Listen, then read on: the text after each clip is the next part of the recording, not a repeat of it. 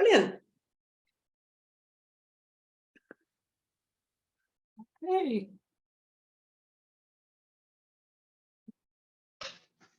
What are they?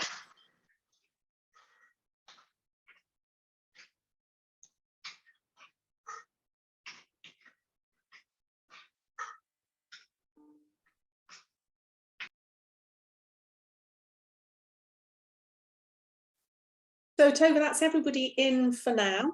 We'll just let people keep coming in as we start. So over to you. Yes. Wow, we're on time and we're starting on time. And I'm so glad to see some faces I already know from previous salons or from Cape Cod courses. So good morning or good evening or good afternoon from wherever you are. And as we start, before we officially start, I would like for you to take a moment for yourself and see if you have everything you need.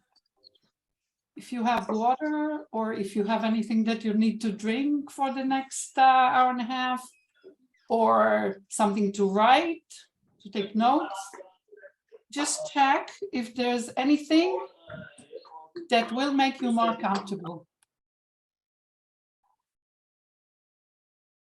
Okay, I am Tova Averbuch, and I am with you from Israel, and prepared this session with my friend and colleague Gwen Wilkie, Gwen for me, who will be supporting and hosting technologically, and I will be hosting. Gwen, would it be okay that I'd see everyone instead of seeing myself?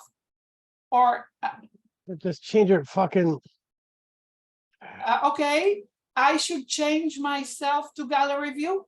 Yes. I am on gallery view. You could use speaker view for the rest of them because I cannot talk to myself. This is so odd that it gets me so distracted. So as I said, we're both hosting it. One technologically, this is Gwen, our angel, and I see that Mark is helping too. And I'll be hosting the conversation and the meeting today. Now, the topic that we are exploring and learning today together of supporting leaders in generative change, for me, is very intriguing and very interesting one. So I'm happy that I'm doing this facilitation today on behalf of BMI Institute. As you know, if you already have been here, we take turns. Every salon is hosted by one of us.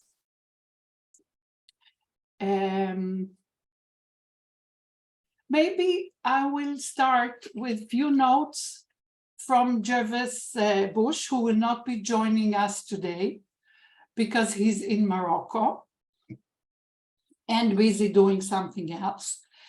So the Bush from the BMI Institute is not here, but Bushe-Marshak, the M from the BMI Institute, is here. And what we would like to say about a note about the context would be when Bob and I started being asked where people could get more information and training in Dialogic OD, we didn't know what to tell them. And that was the impetus for us to start the Bushe-Marshak Institute in 2020. We have tried to organize all the written and video materials on Dialogic OD and make them available in one place. To publish the BMI series in Dialogic OD.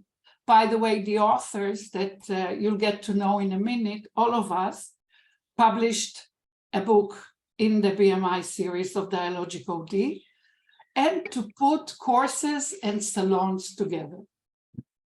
I think that would be enough for now. Oops, my phone started talking.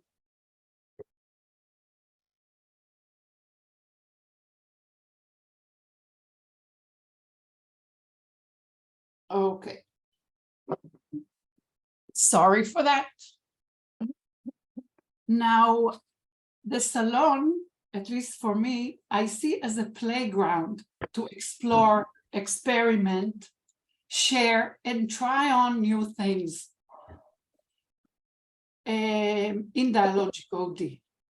So you will see that some of the flow is the same for every salon, and some of the elements change from one salon to the other to make it more interesting and alive, both for you and for us. Now, who are the authors today? I will ask each and every one of you, my dear colleagues and friends, to say a few sentences about yourself, your name, where you're coming from, and who are you today? Why don't we start with Gwen?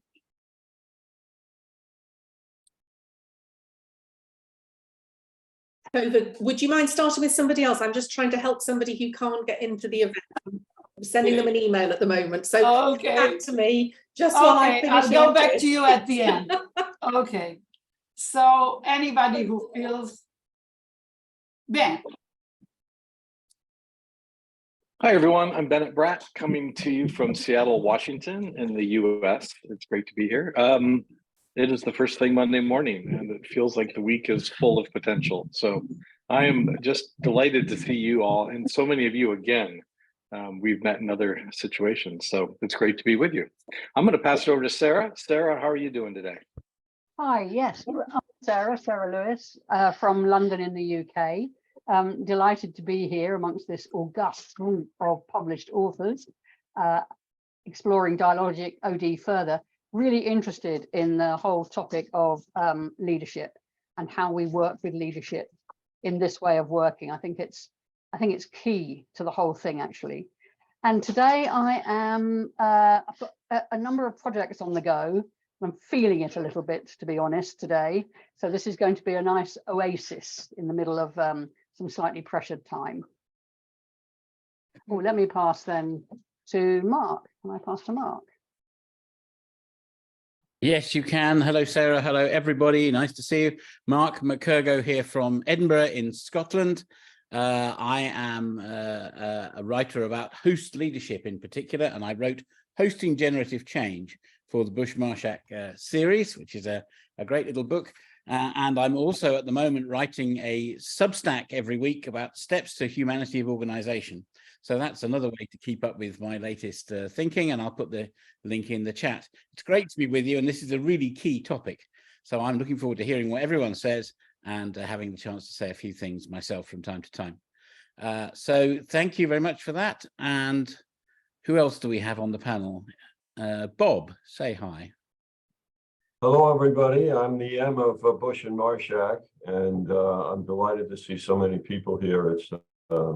It's really something that Jervis and I talked about many times about how do we reach out to people and help people and connect people and see where this whole thing goes.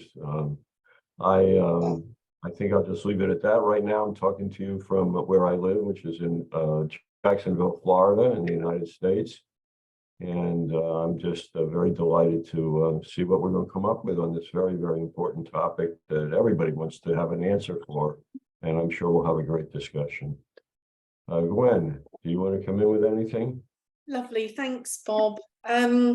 Yeah, it's great to see everybody, and what's lovely is that our numbers are growing each time we come together, and I think that's wonderful. I'm based in the UK, right on the south coast. We did have beautiful sunshine, but it's just clouded over. And I'm really looking, a bit like Bob, I'm really interested in today's topic, and it seems to have captured the attention of a lot of people who've wanted to come and join us for this conversation. So, so Tova, I'm going to hand the floor back to you because I think we've all said hello now. Yes. I'll say hello also as a person, not only as a host. And as you will see, in dialogic and in generative work, we kind of play with hierarchy, we switch roles. Sometimes we act like colleagues, sometimes we act like from our role. So I want to say something as a person. I'm coming today to this topic of leadership in generative change, in emergent change, mentioning that I'm from Israel, that now, not in an organization, but in a countrywide, is facing a huge generative change, having people in the street every day for 16 weeks now. So I'm holding the perspective both of an organizational consultant and as a citizen that is within the turmoil of generative change. And I find it intriguing, personally. So, hello. To say something about the flow of this, of our gathering, it's an hour and a half.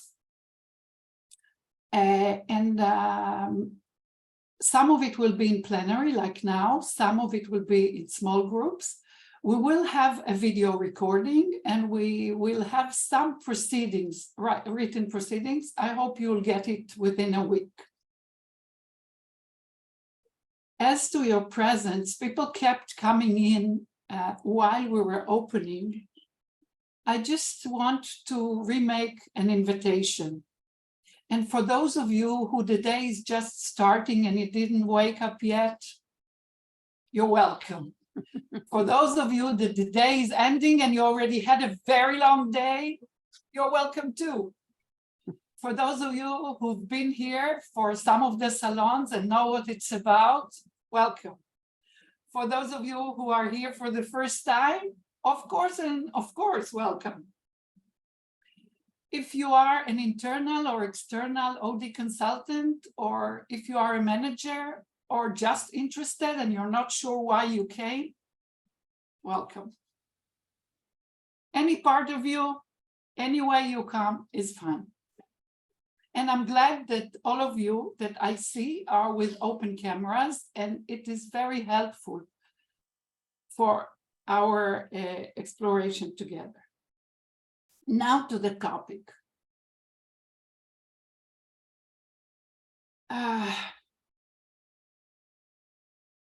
When we say supporting leaders, whom do we have in mind when we say leaders? Whom do you have in mind when you are supporting leaders through generative dialogic change, emergent change? Is it the HR manager that contacted you? Is it maybe the CEO who sponsors the process? Is it the preparatory team? Is it management? Is it everyone who is interested? Is it everyone who attends, etc., etc., etc.? Whom do we have in mind when we are supporting leaders? One more question to that topic. What is unique in supporting leaders through generative emergent change? Is there anything that's unique? Because supporting leadership and leaders is a cornerstone in OD forever. What's unique, or is there anything unique when we're speaking about generative and emergent change? And two more questions, just to evoke, to reshuffle our stories and imagination. Do we need different support for different players? Or do we offer different support in different stages of the process? So maybe some of that, maybe all of that, maybe none of that will be answered today. As we go deeper, I want to invite few of you, 2 or 3 people, to share the question that Gwen put in the corridor of coming here. What question is alive in you right now? And those who want to share their question, and we will not have enough space in time, airtime, please share it in the chat, because it helps us align when we speak as authors to what really is alive in you right now that has to do with the topic. I brought few questions, but I'm sure that there are other questions that are alive in you right now. So please, I invite whoever feels moved to jump in and speak, please do. Just unmute yourself and start talking, and you'll appear on speaker's view on the screen. It's Geraldine here, and as someone new here, so thank you for the welcome. I really felt it, so thank you. I have a very basic question about what do we mean by a generative change process? Okay.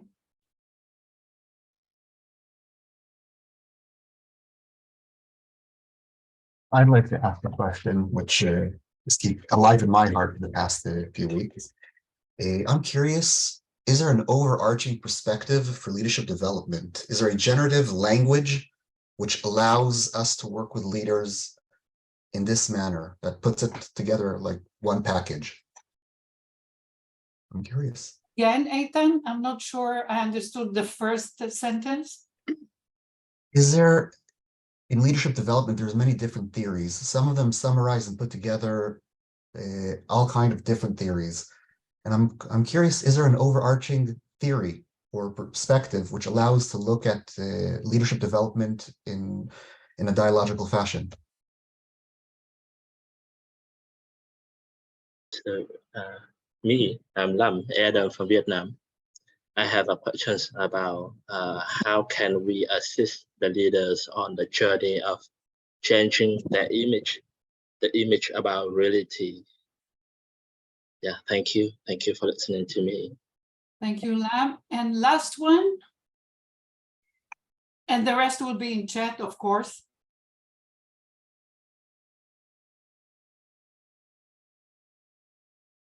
Okay. To the best of my knowledge, I just want to refer to two of the questions because I think it frames what we will be doing. To the best of my knowledge, there is no one canonic language. Okay? The term dialogic OD is used, the term generative OD is used. It's used slightly differently. And for today, and maybe not only for today, I would like us to jazz it. But I will say something to, like in jazz, to keep the beat, at least that we could be off key, we could improvise, but just to give some common thinking that it's my definition. I didn't ask Bob or any one of my colleagues here if they agree. When I say generative change, let's limit it for this conversation to a change that is dealing with the question that we don't have a good answer for, meaning there is some uncertainty. There are things that are unexpected. It's not a known situation that is evolving in a known way that we could do copy exactly. One more thing, so we must come from some not knowing. Okay, there's a lot of not knowing involved. Another thing is that it's a complex issue. It involves many stakeholders that are both contribute and are affected by whatever is going on and whatever we decide. And personally, I add that there is some urgency to it. Now, generative is that it is developed in a way that we cannot predict, that leadership shifts a little maybe people who rise to lead in the process. I hope this is enough of an answer, and you could pour anything you want. Let your imagination be the ones who are describing what it is. Now, 2 more minutes and we finish the opening part. And my request to you is the following, and we will not share it now. I just want to invite you to write down for yourself, before we influence by having an authors panel, what do you already know? And I'm sure you know quite a lot about what works with supporting leaders. And I want to ask it in a very particular way. If I, meaning each one of you, was a leader in an unknown and unpredictable situation, what support would I need?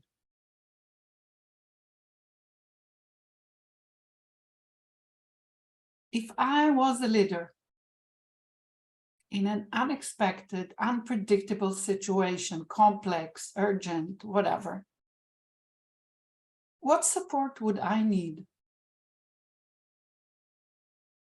Let's take 2 minutes for this writing. And when you're done, we'll proceed to the panel with the authors.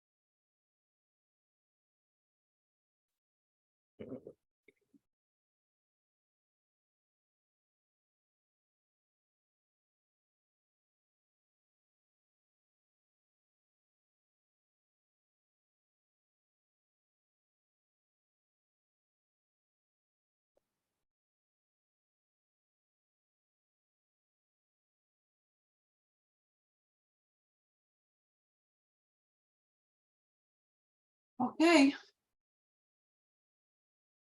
At least you wrote something that will remind you what you had in mind. And now we'll go to authors panel for the next 30 minutes. 30, maybe 35. And Gwen, would you help us put the configuration together? I will do. What I'm going to do is I'm going to spotlight each of the authors, so we're all in conversation with each other.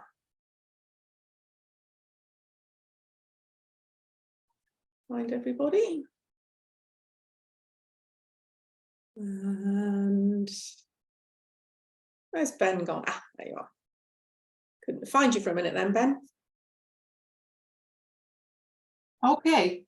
Now, Gwen, would it be possible to have another person join us if someone from the participant chooses to enter the panel and ask a question? Yeah, so if you are really keen to come in and ask us a question, then if you put your hand up, raise hand as far as in pressing the button with reactions rather than physically raising your hand, then I can see you, and then I'll spotlight you to join in, and then you can ask your question, and then when you're done, I'll remove the spotlight. Okay, and others who prefer not to join the circle in the middle, but would like to pose a question, please put it in the chat. And as much as we can do both, you know, do the panel and collect questions, we'll try to do it and have you chime in.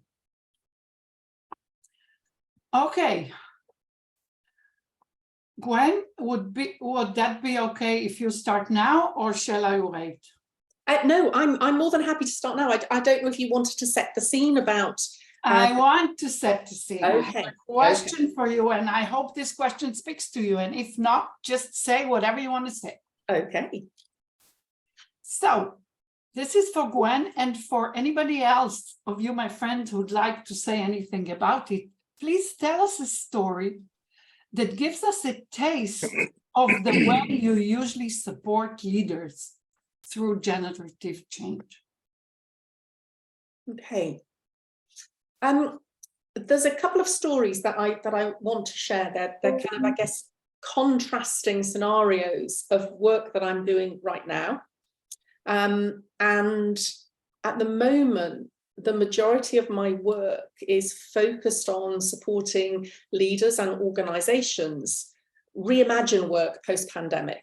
So thinking about some of the really complex issues, as you said, Tova, things for which there are no straightforward answer, you know, and the conversation that I regularly have at the moment is around this balance of, you know, place of work, flexibility of schedule, and how do we kind of work through that, and all of the other much broader topics that sit around our new ways of working post-pandemic. So that's the kind of the conversation topics that I'm having and discussions I'm having with leaders in organizations a lot, as I encourage them to move beyond what has turned into a bit of a binary debate about you'll spend 3 days a week in the office and 2 days from home, or vice versa, or whatever multiple combination it may be.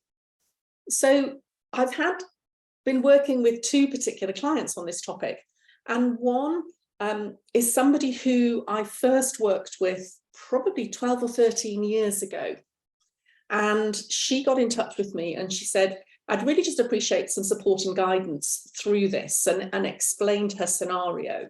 Now, what's been really interesting with her, and I'll call her Jane for argument's sake, is that she has previously in another organization, a large global company, experienced herself as part of a change team, a generative change approach, where there was no simple solution to a particular challenge this organization was facing.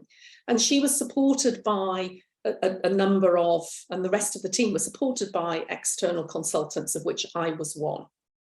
And so my support for her has been quite straightforward in some respects. And it's been perhaps a more of a coaching style, helping to remind her of what she experienced previously, and being able to unpick a little bit more about what was underpinning her live experiences from 10 or 11 years ago, and thinking about what was underpinning that. So how could that now be reapplied in the situation that she's now facing around, you know, we've got a new office building, we want to make sure that that office is configured in the right way, but I don't just want to do it myself. I've been given kind of freedom to act. And so how can we move forward with this, which isn't just me saying what should happen? So from that, it's been a really lovely journey to see and support the way that she's gone about a generative process, co-creating a number of solutions with her and her team and their teams across the business. That's one approach, which is really contrasted to another leader that I'm working with, which he has chosen to take a completely different approach. Could you give the second story in shorter? Very quick. Okay. Yeah. Thank you. Okay. Yeah. Let's just say very briefly, he's taking a very mandating approach. He prefers to be in the office. He's really frustrated because people aren't coming back to work, and wants to know how can he force them to come back into the office, because this isn't working. When I inquire into, well, what tells you it's not working? His response is, I just don't like it. I don't, you know, there's kind of no other evidence than he doesn't like it. He likes to see his people around him. His team are desperate for it to be different. And so I haven't kind of progressed much further with that, but for me, it was just a real contrast between those 2 very different leader mindsets and approaches. This is so beautiful, to live the second story with a question, not with the solution yet. Yeah, I'm still working through it. I'm sure that all of us, both in the participants and through the authors, are facing these two different styles. Okay. Let me come in. Yeah, please, Bob. If I might. Yeah, of course. Because there's a perspective I'd like to bring in very early that suddenly dawned on me as I've listened to some of the initial questions and of course what Glenn is saying. And I won't say it's a totally unique, but I guess it's Jervis and myself. In supporting leaders, there was a time when there was not the terminology that we're all using now. Dialogic OD was not a word, and generative change was perhaps used, but not. And so I want to say a little bit about where they came from, because Jervis and I are responsible for that. Of course. And it was as working with leaders who needed to step outside of a framework that they were very wrapped up in, which was command and control, leaders in charge. And so we were trying to help people to see another way of thinking, and ultimately that became Dialogic OD in that terminology. And generative change was a terminology that, at least for us, when we initiated it, was to be contrasted with plan change, where people diagnosed a situation, identified an objective that they wanted, worked towards dealing with it in kind of a social engineering planned out way. And we were raising an alternative way of thinking about coming with change. Now, for myself, with the leaders I dealt with early on and now, they want to be able to be in charge of something. They want to have some clarity about something. And if you're asking them to do something different, at least in my experience, you need to be able to explain what it is. It isn't just a word, but there is a way of thinking, and allow them to step outside of one paradigm and into another way of thinking. And they would need a lot of coaching and support in doing that. But the first step was to understand there was even another way of being a leader than telling people what to do. Or there's even another way to do consulting than the traditional OD, data collection, feedback, diagnosis, action planning kind of modality. And that was important for a lot of people, not everyone, but that certainly was part of it. And I just wanted to bring it in to have people understand that when we talk about dialogic, or we talk about generative or whatever else in this context, that one time they actually had an intended meeting, and now they have a very broader meeting that is actually more exciting than we initially thought. But the initial thought was how do we move people out of the way they were thinking? That was so important. Would you also like to bring a story, Bob, of how you support leaders? Or shall I pass it? Well, one way of supporting them is to help them understand that conceptually there's an alternative methodology, and support them in getting out of it. But very quickly, I was part of a merger of 4 government agencies, and people were, they wanted answers, they didn't know how to deal with it or whatever else. And I was part of a group of people advising them what to do. And I had said, okay, I want you to bring in the top 100 people of the 4 agencies in a meeting. And say, well, we can't do that. That's never been done. And I said, do you want this to be a different kind of a reorganization, or the one that you've always done? And if you want it to be different, then let's have a different approach. So I kind of reasoned with them, and it was in the moment inviting them into a dialogic approach, which they didn't know, but they wanted a plan change. But this made sense because they couldn't argue with the logic of it. And they brought in 100 people. And then they said, but what are we going to do? Because all they're going to do is complain, because they don't want to be merged. This is being ordered by the President of the United States in that case. And so the answer that came back from me was, I'm not sure I'm hearing a background. Okay. It was like, no, you're not bringing them in here to critique a reorganization merger. What you're going to do is you're going to ask them to think of all the ways they can come up with the best reorganization they've ever been part of, and that a success story that they would like to tell people. and that a way that would launch the new organization. So now that invited them into an alternative way of thinking about what they could do, and they did, and that's exactly what they did. My point for this is partly it's in the moment support. It's in the moment as people are leaders are dealing with stuff, and they're like at a crossroads. They want to go to the way they've always worked. And in the moment, you help them to see an alternative path that makes sense to them, and they go down that path. So it's almost like coaching them without saying I'm coaching them, but it's always helping them see an alternative that takes them down into a generative dialogic kind of an approach. And I'm looking at some of my colleagues nodding their heads, so I'm going to shut up and let them talk. Okay. Thank you Thank very you for much, inviting both me in, Gwen. Hilda. Thank you very much, both Gwen and Bob. And I will jump us to the next question. And if you have something that you want to say about the previous one, just go ahead and do it. But just to keep on our conversation. So if you could tell us a story about how you support and also refer to who are the leaders in generative change that you are supporting? Yes, Sarah. I got completely stuck on that question at the beginning of this session because I think it's fascinating. And I just want people to have in their minds the picture, which we sometimes see in the British countryside, of a shepherd with his sheepdog getting some sheep to go somewhere. And so you have the lead sheep, and they all stay behind the lead sheep.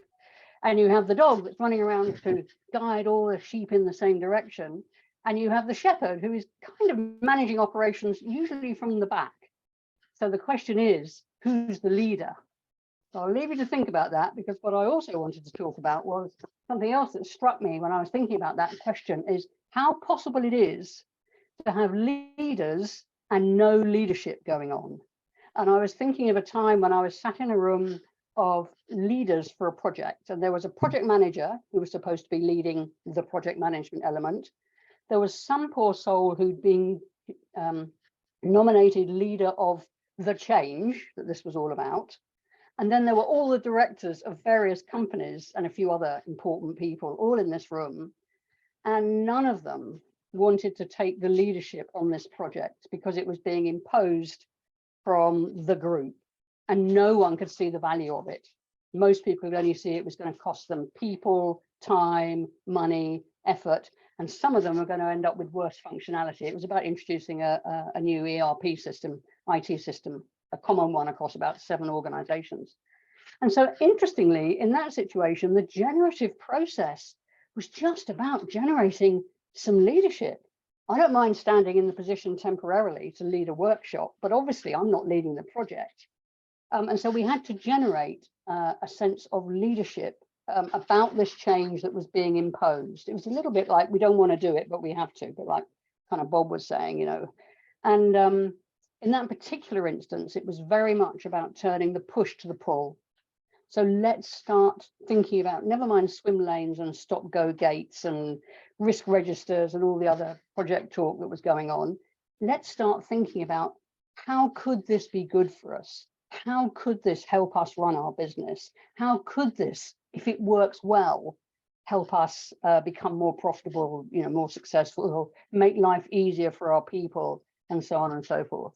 So that, I don't know whether that's just what I was thinking about, you know, generative can take many different forms, but the idea of leadership. Sarah, did Sorry, it work? yeah, I'm a stop. Yeah. No. Did it work? Yes, we had it took, I mean, obviously it took some work, and I had, you know, there were a lot of people involved, but yes, it was a very, very successful change project, actually, for that kind of project. Yeah. Thank you, Sarah. Yeah, Bob. No, Ben, I'm sorry. Yeah, thanks. I'm struck by the depth of some of these comments. I just want to throw in my perspective on a couple of things. I was with a CEO last week, and he looked at me so tired, and he said, leadership is the loneliest sport.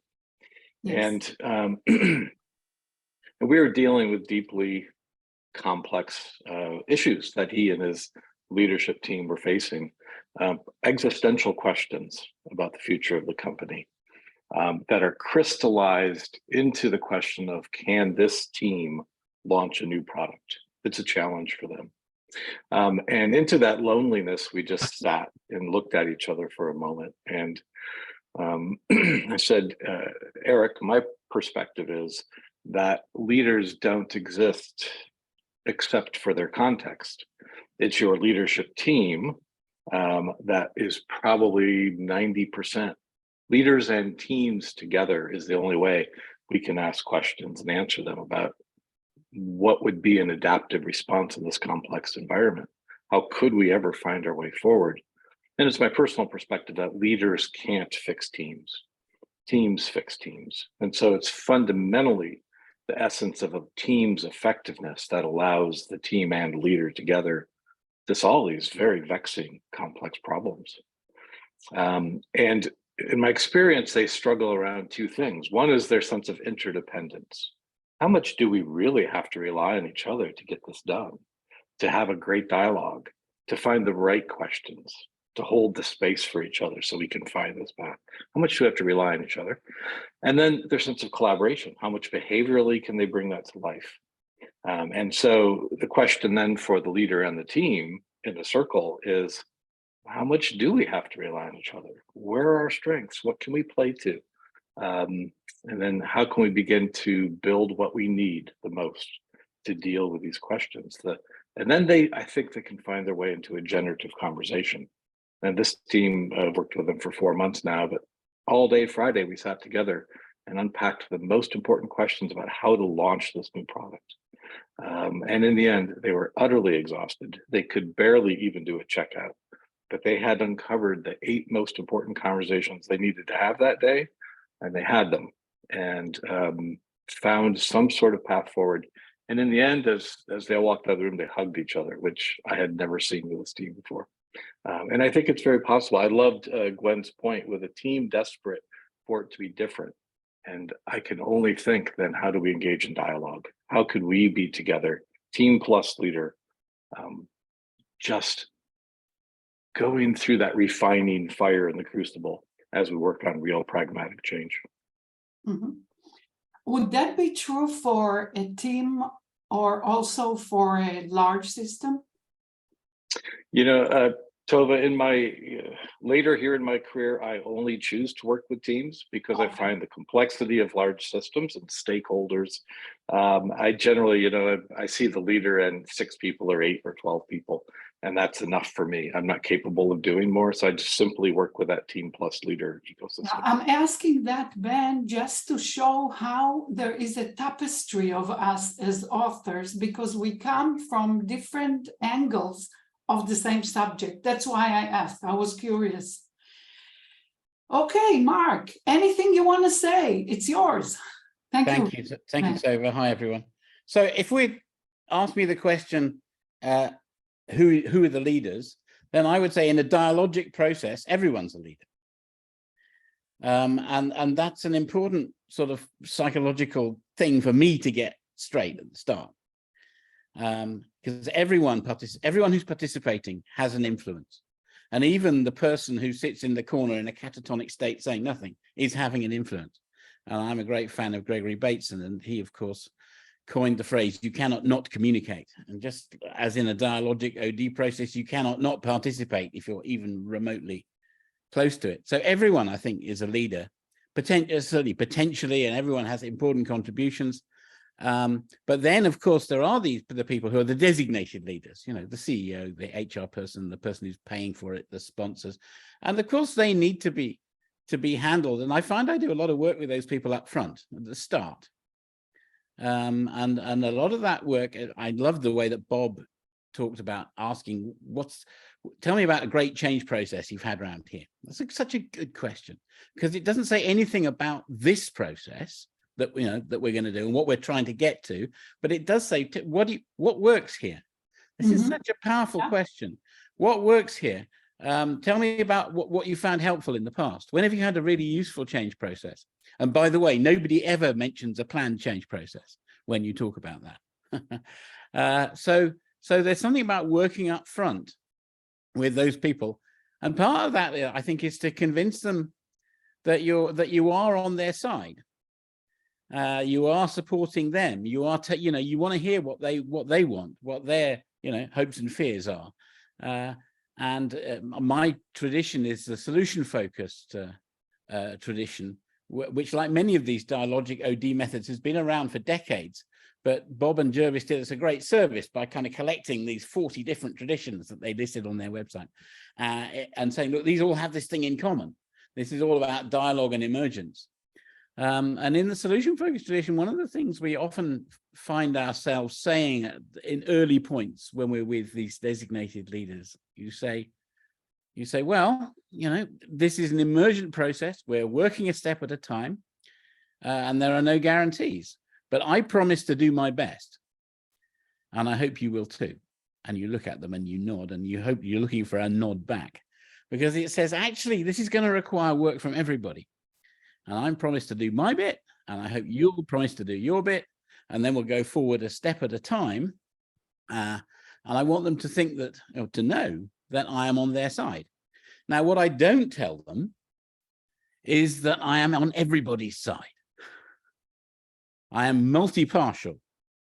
I love this concept of multi-partial. We used back in the dark ages, we used to think about facilitators being neutral. I think that's an impossible and hopeless position now. So I don't want to be neutral. I want to be on everybody's side. It's a different kind of being with everyone. And so this idea of multi-partiality and being on everybody's side, but you don't need to tell everybody that. But everybody needs to feel. Wait, Mark, why not? Well, you don't need to. They should feel it. They should feel it. And it's one thing to say it, but if they feel it, then you're in a much better place. And you feel that you have their interests at heart, you're doing your best, you're bringing people together. And I keep stressing this. Look, it's a step at a time process. It's a step at a time. We don't know what we're going to do next week until we've done this week, kind of thing. And then we'll see. And that's how one way anyway of opening the space for the emergence, that people's positions can and do change. And so the boss that Gwen was talking about earlier on, who wants to see everyone in the office because they like it that way, he says that's his position now. No doubt it is, but will it be his position next week? I don't know. Maybe it won't. Maybe something will happen. I haven't the faintest idea. And this is the lovely not knowing position that we're in, but trying to kind of roll it back to, it's all about the next few minutes, few hours, day or two, and then things will move. And we have to be alert to that. Yeah. So that's another piece of it. So I've talked quite a lot there about some ideas that I find personally very useful. What I like is that each one of you brought a different angle to that same topic, and we are more or less in time. But I see, Sarah, that you have a sentence you want to say, so please go ahead and do.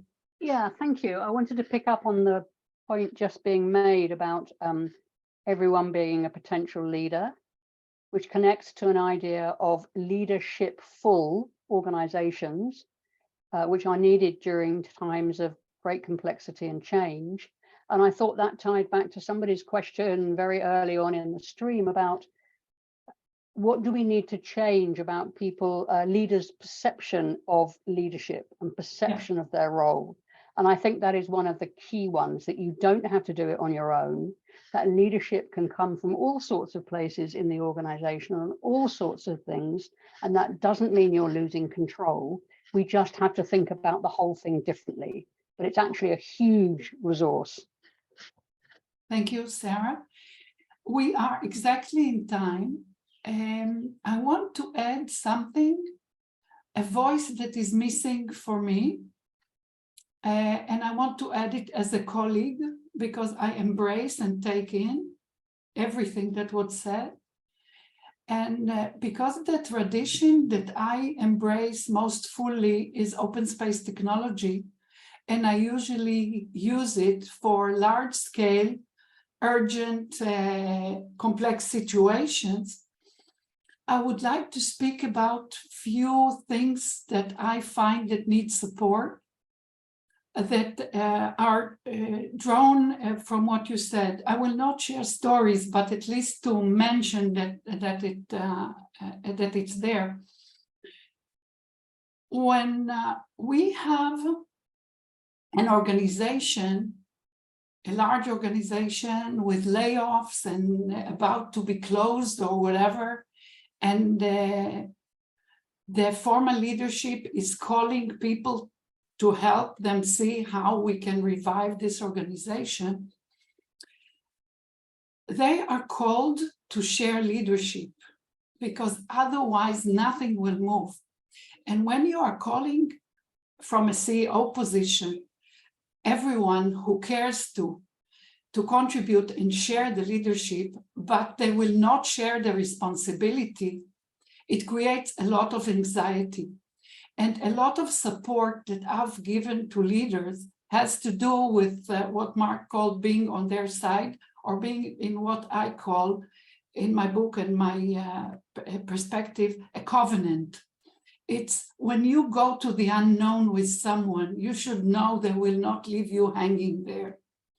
And I think that the support that I give former leaders is to be with them through that unbearable anxiety. And the support that I give the non-leaders who find themselves contributing passionately is to encourage their voice, even if it's totally opposed to the former leadership. I just wanted to add this to the tapestry of what we already said. And thank you very much for now. I know we've not been very good in collecting questions from the audience. Maybe we should make it, instead of an hour and a half, 2 hours, and have more room to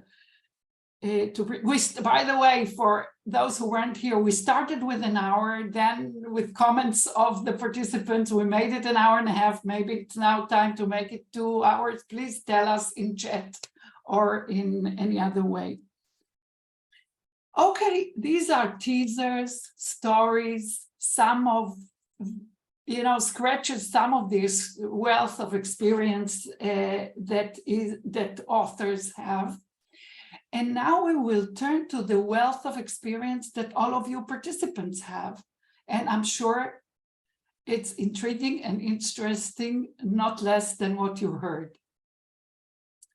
And Gwen, I will describe, and please add anything that you need so people will know what's going on. Okay, so I'll describe the technology we're using. Okay, go ahead. And I'll describe the other bit. Okay. You want to go first or to go after me? Let me go first, because then people will have a chance to. So in a second, I'm going to put you into breakout rooms, and you'll be in groups of either 3 or 4. So you've really got some time to have some good conversations and to share your wisdom and experience with each other. And we're going to ask you to capture something on a mural board.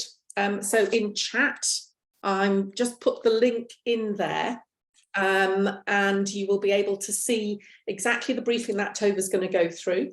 And some of you will be really familiar and comfortable with Mural. Some of you, it might be the first time you've used Mural. It's really intuitive, and I've also put a little panel up there in order to just explain if you haven't used it before. But I'm 99% certain that somebody in your breakout room will have used Mural before.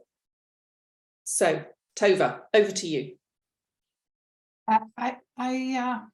Since for me it's the first time of using Mural, I am empathetic with those who never used it. What if I will not figure it out? Is there a way that I could say something? If nobody in your room has used Mural at all, then just come and ask me and I can come in. It's really self-explanatory.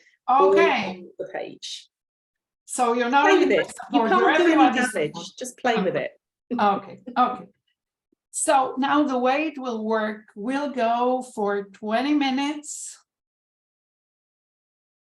to small groups of 3, as Gwen said, preferably groups of 3, but maybe we're not an even number, so some of them. We're not an even number, no.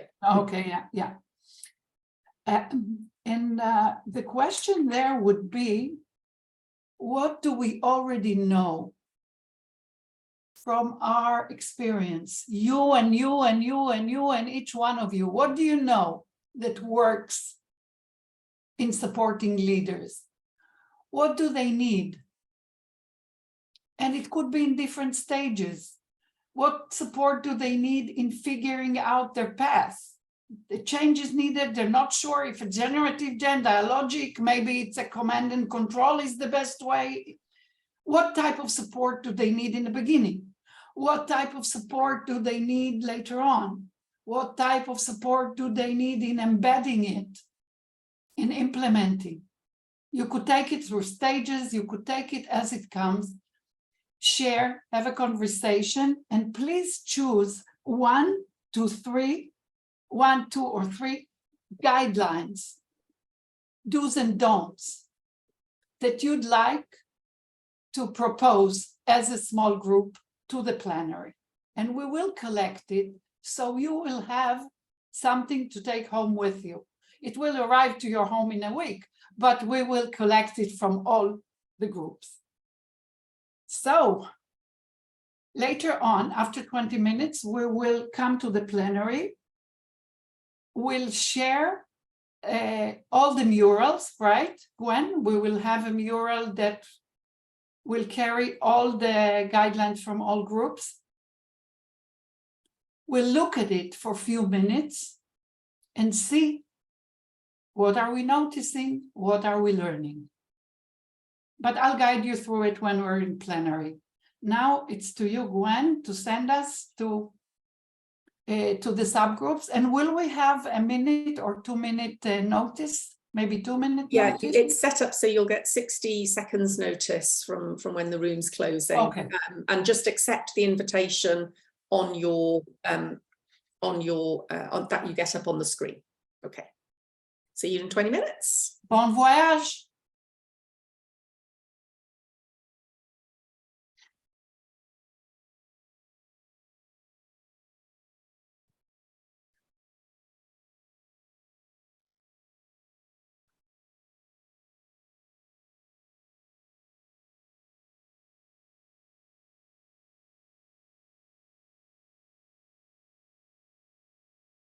Great, thank you so much. So if you haven't put it onto mural, put it into chat, let me know it's not on mural, and I will transfer it over before I send the link out to the mural.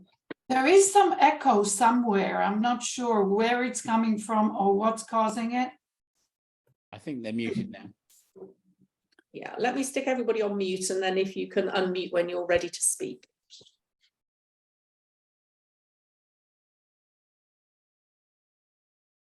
So Toby, you'll need to unmute yourself because you got included in mute all. Gwen, Naresh here. A couple of us are wondering how we lost the chat that we were having previously. Okay. I will copy it. I have it all here, so don't worry. And I will copy it all, and I will also embed that into the mural. So you'll have a copy of the chat. What my intention is that everything we're capturing will go into the mural board. I'll send you out the link, and it'll be there for you to have as long as you want it to. Thank you. Thanks for that assurance. Okay, there's a question here. I don't follow the questions. It's too much for me not being a native speaker. But one question I got, do we expect all groups to make note of group members while capturing? It's your choice. Please do or don't. But what I'm inviting is all the wisdom that was there for the last 20 minutes. Please put some highlights of it to the chat so Gwen could embed it in the mural for all of us, and you'll have it in a week. There is loads of wisdom on this mural. Yeah. So maybe now when I look at the time, please share what really struck you just by saying it. And at the same time, one of the members will write in the chat, another can speak up, or one after the other. So please unmute and speak up. We're all listening. What did you learn?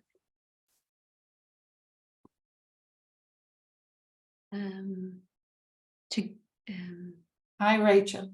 Yeah, I was just going to say, what did I learn is the value of getting into the doing, you know, that as quickly as possible, getting people's voices in the room, getting people conversing.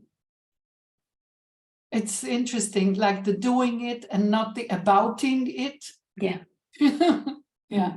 Speaking from that place, doing from that place rather than speaking about it. Yes. Forever. Yeah. Please. Thank you, Rachel. Who else? Naresh? Yep. Oh, yeah. So I would love to share the fact that I had a beautiful opportunity with Mariam and Mike, while these two were not so familiar with murals. So I played the role of a host, taking the whole voice of our system. And the conversation was so beautifully intertwined in terms of bringing the rich experience from their field and my field. And I think all three of us were very much, vulnerable to each other about sharing our thought process. And, we were kind of emotionally charged, I would say. Thank you. Naresh, would you like to share something that was new for you? One thing? I'm glad that you had a great time, but I'm fishing also for content. Yeah. So one thing that I really loved about is, learned about is, about acceptance of emotions and, stability in relationship, and the process of generating the change through genetic changes. Thank you very much, Naresh. Thank you. Jody or Judy? Hello? Yep, got it. Thank you. I'd say what I learned in our conversation is that I'm not the only one having challenges trying to get leaders to do things differently. And really working with leaders, especially that are, have worked for years, and the way that they operate, and more of a command and control, and, really trying to change the way that that leader leads, and feeling comfortable changing the way that leader leads and being open to it. So that was a good connection for me. Yeah, thank you. You remind me, when I was looking for a subtitle for my book, I thought this is impertinent to go to result-driven organizations and to offer them emergent process with unexpected results. So yeah, we could understand why they resist. What brought them there was command and control, and we're offering something we don't know how it will end. Yeah, who else? Yes, Randy. So had a great conversation with Rachel and Miguel, and just to add to what Rachel said earlier, one of the things we talked about was really focusing on the transitions that are happening in the moment, but it's a transition both at the personal level and at the team level, that you can't get so focused on the team that you are neglecting what's happening at the individual level, or as Rachel frames it, the I and the we both are important. Great. Thank you very much, Randy. Bill. Bill, you have to unmute yourself if you want. I was looking for it. Yeah, Couldn't okay. find it. I think it was more a reconfirmation than a new learning, but a reconfirmation in a different context, and that is the importance of language, and how you could be talking about similar kinds of things but using different kinds of language. And I think sometimes when we are using language that may have the same meaning, but they're different words, we get into conflict over that. And so, to be able to find a way to develop common understanding, even if we don't have common language, is probably critical. Yeah. Yeah. Or maybe find new words. Okay, very, very juicy. Please, who else? Kevin has his hand up. Tova, I don't know if you spotted him. What? Kevin. Right, I'll jump in. Right, thank you, Gwen. Yes, Kevin. And that's Sofnat. Yeah, Sion and Sarah and myself, we were talking about, and something that I'm kind of fully in the mix of is kind of like vertical leadership development, where they are the leader in their kind of sense making of, especially dealing with the ambiguity and the unknown, kind of trauma, kind of what their triggers are, and when their nervous system is dysregulated, how much actually newness or ambiguity to actually introduce into the system, or just to regulate and sit with them. So really that kind of balance of where that individual is, what the system is asking from them, and then how we're navigating that very closely and monitoring both our system, their system, and then kind of what's being called of them. So that was kind of coming through very firmly for us. Thank you, Kevin. And we will have maybe 2 people with 1 sentence each. You want to go to Sofnat? The time is what? Tova, you still have somebody who has their hand raised. I know, Sofnat. Oh, right, okay, sorry. I thought. Yeah, but I'm saying we will have just a very short time. Okay. Yes, Sofnat. Yeah, so I'm concerned with the still very individualistic thinking, even in framing questions in terms of leaders. And I think dialogic organizations, inclusivity, diversity, pluralism invites us to think about leadership. Because if we shift from leaders to leadership, it brings up new questions about context, about nuances, about complexity, about what to do and how. One time I'm a leader leading something, a project in organization. The next day I'm shifting and changing to being a follower. It all depends on sharing responsibilities and organization and entities that are becoming and evolving all the time. So I think we are still trapped in a language that doesn't provide us with the freedom to do things differently. Thank you very much, Sofnat. I think it was very important to hear that as well. In the corporate world, many times we think in terms of formal leadership, and let's leave it at that. Not everything should be very wrapped and very neat and very tiny.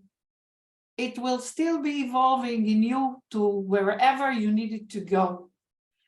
I want to deeply thank you for coming, for sharing your wisdom. And say good morning, good evening, good night for now. And Gwen, would you help me to know when the video is expected and stuff? Yeah, like that? I will sort out things for the mural board, and I will upload the video in the next couple of days. I'll send a note round to everybody once it's done.